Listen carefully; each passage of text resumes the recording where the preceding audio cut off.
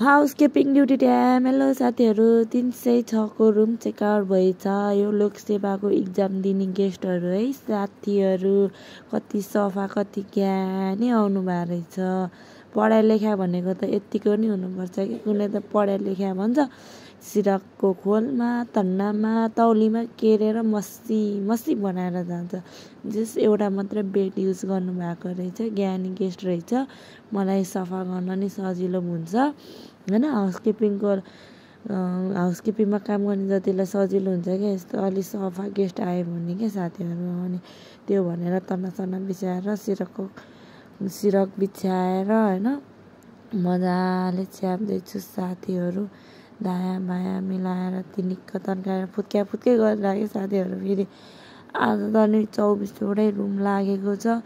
2 फ्लोरको चाहिँ मैले तपाईँहरूलाई भिडियो पोस्ट गरेर देखाइसकेको छु हैन। यो रुमको चाहिँ मैले देखाएन किनभने धेरै रुम छ, मैले भिडियो बनाइरहनु नि भ्याउँदैन हैन। अनि यो बेड चाहिँ अब सफाइ थियो, दाग साग केही थिएन, युजै गरेको थिएन, त्यही भएर मैले तन्काइदिए मात्रै छु।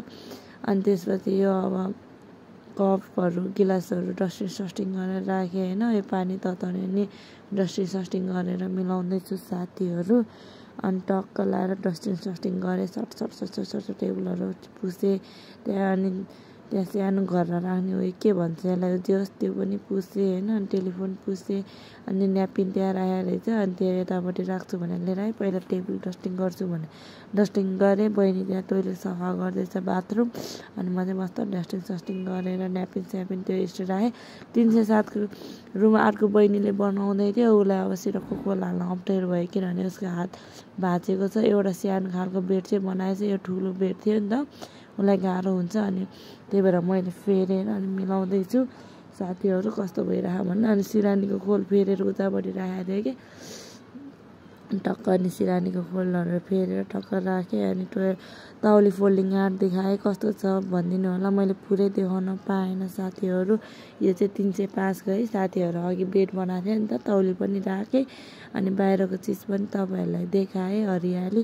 त्यो भनेर सबैजनालाई बाबा।